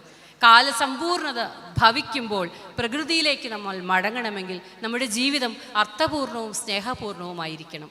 അങ്ങനെ ആകണമെങ്കിൽ നമുക്കൊരു മാർഗമേ ഉള്ളൂ, അത് പ്രകൃതിയിലേക്ക് തിരിച്ചു പോവുക എന്നുള്ളതാണ്. മഹാത്മാഗാന്ധിയും രവീന്ദ്രനാഥ് ടാഗോറും മദർ തെരേസയും എല്ലാം പറഞ്ഞ് പഠിപ്പിച്ചതുപോലെ നമ്മുടെ കുടുംബങ്ങളിൽ, നമ്മുടെ വിദ്യാഭ്യാസങ്ങളിൽ വാല്യൂ കൊണ്ടുവരിക, മൂല്യത്തെ ഉൾക്കൊള്ളിക്കുക. വിഷയങ്ങൾ മാത്രം പഠിപ്പിക്കാതെ മൂല്യങ്ങളെ കൂടി പഠിപ്പിക്കുന്ന ഒരു സമ്പ്രദായം. എനിക്ക് വളരെ സന്തോഷം, ഞാനൊരു സൺഡേ സ്കൂൾ അധ്യാപികയാണ്. വളരെ സന്തോഷമുള്ളൊരു കാര്യമെന്ന് പറയുന്നത്, എനിക്ക് സൺഡേ സ്കൂൾ പുസ്തകങ്ങളിൽ എല്ലാ ക്ലാസ്സിലെയും അവസാന യൂണിറ്റിൽ നമ്മുടെ ജീവിതത്തിൽ വേണ്ട കുറേ കാര്യങ്ങളാണ്. കൗമാരത്തിലെത്തുമ്പോൾ വേണ്ടത്, പിന്നെ ചെറിയ ചെറിയ വൃത്തി, അങ്ങനെ ചെറിയ ചെറിയ കുട്ടികൾക്ക് മുതൽ മുതിർന്ന കുട്ടികൾക്ക് വരെ മാധ്യമങ്ങളുടെ സ്വാധീനം, ഇങ്ങനെ പല വിഷയങ്ങളാണ് നമ്മുടെ 9ാം ക്ലാസ് വരെ ഉള്ള 10ലെ എനിക്ക് അറിഞ്ഞുകൂടാ, ഞാൻ 10ലെ അല്ല 9ലാണ് ഞാൻ പഠിപ്പിക്കുന്നത്. അപ്പോൾ അത്രയുള്ള ക്ലാസ്സുകളിൽ നമുക്ക് വരുന്നത് അങ്ങനെയാണ്. അപ്പോൾ എനിക്ക് ഏറ്റവും ഇഷ്ടം ആ ഭാഗം പഠിപ്പിക്കാനാണ്. കാരണം ഏറ്റവും അധികം നമുക്ക് റിലേറ്റ് ചെയ്യാൻ പറ്റുന്നത് ആ ഭാഗങ്ങളാണ്. അത് വളരെ സന്തോഷമുള്ളൊരു കാര്യമാണ്. അത് നമ്മുടെ സൺഡേ സ്കൂളിലെ പൂർവികരായിട്ടുള്ള പണ്ഡിതരാണ്, നമ്മുടെ പണ്ഡിതരായിട്ടുള്ള പിതാക്കന്മാരാണ് അത് ചെയ്തിട്ടുള്ളത്. അത് വളരെ ആലോചനാപൂർവ്വം ചെയ്തിട്ടുള്ളതാണ്. നമ്മുടെ മക്കളെ പ്രകൃതിയോട് ചേർക്കുക, അവരെ അവരുടെ ജീവിതത്തിൻ്റെ ചിട്ടകളിലേക്ക് കൊണ്ടുവരിക. അങ്ങനെ ചെയ്യുന്നിടത്താണ് പ്രകൃതിയോട് ചേരുവാൻ, വൃത്തിയായി സൂക്ഷിക്കുവാൻ. നാം ജീവിക്കുന്നിടമെന്നാൽ ഞാൻ നിൽക്കുന്ന ഈ ഇടം മാത്രമല്ല, ഈ ഭൂമി മുഴുവനുമാണ്. ഈ ഭൂമി മുഴുവനും വൃത്തിയായില്ല എങ്കിൽ എൻ്റെ വൃത്തി അവിടെ അപ്രസക്തമായി മാറും. കാരണം ഞാൻ അപ്പുറത്തേക്കിട്ട വേസ്റ്റിൽ നിന്നുള്ള കൊതുക് ഇങ്ങോട്ട് വരും. അങ്ങനെയൊന്ന് ചിന്തിക്കുവാൻ, നാം ഈ ഭൂമിയുടെ മൊത്തം അവകാശികളാണ്. നാം മാത്രമല്ല, നമ്മോട് കൂടി ജീവിക്കുന്ന ഇഴജന്തുക്കളും പറവജാതികളും എല്ലാം ഈ ഭൂമിയുടെ മൊത്തം അവകാശികളാണ്. ഭൂമിയുടെ മൊത്തമായിട്ടുള്ള ഈ അവകാശികളെ സ്നേഹത്തോടെ ചേർത്ത് പിടിക്കുവാൻ തക്കവണ്ണം നമുക്ക് സാധിക്കണമെങ്കിൽ അത്തരം ഒരു പ്രകൃതി സ്നേഹത്തെ നാം വീട്ടിൽ വളർത്തേണ്ടതുണ്ട്. ആ സ്നേഹത്തെ വളർത്തുവാൻ, ചെടി നടാൻ, ചെടി നനയ്ക്കാൻ ഒക്കെ, പ്രകൃതിയിലൊന്ന് നടക്കാൻ ഒക്കെ നമ്മുടെ മക്കളെ പഠിപ്പിക്കുവാൻ നമ്മുടെ കുടുംബങ്ങൾക്ക് സാധിക്കണം. ഒരു കവിത കൂടി ചൊല്ലി ഞാൻ അവസാനിപ്പിച്ചു കൊള്ളാം. ഒരു കുഞ്ഞ് ഒരു അച്ഛനോട് ചോദിക്കുകയാണ്, ആരാണ് ഞാൻ വലുതാവുമ്പോൾ ആകേണ്ടതെന്ന്. അതിനുള്ള ഉത്തരമാണ്. അത് വളരെ പോപ്പുലർ ആയിട്ടുള്ളൊരു കവിതയാണ്. കവിതയെ മുഴുവനില്ല, ഇങ്ങനെ ഞാൻ വളരെ കുറച്ച് അതിൻ്റെ ചൊല്ലാം. ആരു ഞാനാകണം എന്നുണ്ണി ചോദിക്കിൽ, ആരാകിലും നല്ലതെന്നുത്തരം. ആരു ഞാനാകണം എന്നുണ്ണി ചോദിക്കിൽ, ആരാകിലും നല്ലതെന്നുത്തരം. ഉച്ചയ്ക്കു തീവയിൽ കൊള്ളുന്ന പൂവിനെ തട്ടിത്തലോടും തണുപ്പാവുക, ഇറ്റുവെള്ളത്തിനായി കേഴുന്ന ജീവന്റെ ചുണ്ടിലേക്കിറ്റുന്ന നീരാവുക. അന്തിക്കു വീടണഞ്ഞിടുവാൻ മണ്ടുന്ന പെണ്ണിനു കൂടെ പിറപ്പാവുക, വയറെരിഞ്ഞേറെ വിശന്നോനൊരുത്തന്നു പശിമാറ്റുമുരിയരി ചോറാവുക. ഇത്രയും മതി ജീവിതം അർത്ഥപൂർണമാകാൻ. ഇത്രയൊക്കെ മതി. ഇത്രയൊക്കെ ഉണ്ടെങ്കിൽ നമ്മുടെ ജീവിതം അർത്ഥപൂർണമായി. സ്നേഹപൂർണമായി പ്രകൃതിയോട് ചേർന്നതായി അങ്ങനെ ഒരു നല്ല ജീവിതത്തിലേക്ക് നടന്നെടുക്കുവാൻ ഈ നോയമ്പ് കാലം, ഈ സിയോൻ യാത്രയുടെ കാലം നമ്മെ എല്ലാവരെയും പ്രാപ്തരാക്കട്ടെ എന്ന് മാത്രം ഓർപ്പിച്ചുകൊണ്ട് ഞാൻ നിർത്തുന്നു. ഇങ്ങനെയൊരു വേദിയിലേക്ക് എന്നെ വിളിച്ചതിനായിട്ട് ബഹുമാനപ്പെട്ട അച്ഛനോടും അഭിമന്യ തിരുമേനിയോടും മറ്റെല്ലാ ഭാരവാഹികളോടും ഇതിൻ്റെ നടത്തിപ്പുകാരോടും എല്ലാം ഉള്ള നന്ദിയും സ്നേഹവും അറിയിക്കുന്നു. എൻ്റെ കുടുംബത്തെക്കുറിച്ചൊന്ന് പറഞ്ഞിരുന്നു. ഞാൻ എല്ലായിടത്തും പോകുന്നിടത്തെല്ലാം ചോദിക്കുന്ന ഒരേ ഒരു കാര്യം പ്രാർത്ഥനയാണ്. മമ്മിയുണ്ട് വീട്ടിൽ, അച്ഛൻ സൂചിപ്പിച്ച ടിൽസൺ എൻ്റെ സഹോദരനും കുടുംബവും ഉണ്ട് വീട്ടിൽ. അപ്പോൾ എല്ലാവർക്കും വേണ്ടി പ്രാർത്ഥിക്കുക. എൻ്റെ പങ്കാളി എൻ്റെ കൂടെ വന്നിട്ടുണ്ട്. 2 മക്കളുണ്ട്. അവർ 10ലും 11ലും പഠിക്കുകയാണ്. ഞങ്ങളെല്ലാവരെയും, പ്രത്യേകിച്ച് ഞങ്ങളുടെ മമ്മിയെ എല്ലാവരുടെയും പ്രാർത്ഥനയിൽ ഓർക്കുക. എല്ലാവരുടെയും സ്നേഹപൂർണമായ ഈ ശ്രദ്ധയ്ക്ക് ഞാൻ നന്ദി പറയുന്നു. നിങ്ങൾക്കത് ജീവിതത്തിൽ പ്രാവർത്തികമാക്കുവാനും കൊച്ചുമക്കളെ ഈ മാർച്ച് ഏപ്രിലൊക്കെ ആകുമ്പോൾ വീട്ടിലൊരു ചെറിയ പാത്രത്തിൽ ഇച്ചിരി വെള്ളം നമ്മുടെ കിളികൾക്കൊക്കെ വെച്ചേക്കണേ, അവരൊന്ന് കുടിക്കുന്ന കാണുന്ന ഒരു സന്തോഷമാണ്. അങ്ങനെയെങ്കിലും ഒക്കെ ചെയ്ത് പ്രകൃതിയെ ഒന്ന് പരിപോഷിപ്പിക്കാൻ ചെറുതെന്തെങ്കിലും നമുക്ക് ചെയ്യുവാൻ സാധിച്ചാൽ അത് വളരെ സന്തോഷമാണ്. നമുക്കൊന്നിച്ച് ആകുന്നത് ചെയ്യാം എന്നുള്ളതാണ് ഒരു സ്ലോഗൻ. അപ്പോൾ എല്ലാവരും അതിന് മുതിരുക. നോയമ്പിൻ്റെ കാലഘട്ടം അനുഗ്രഹപ്രദമാകട്ടെ. ഒരിക്കൽ കൂടെ എല്ലാവർക്കും നന്ദി അർപ്പിക്കുന്നു. ദൈവത്തിരുനാമം മാത്രം മഹത്വപ്പെടുമാറാകട്ടെ.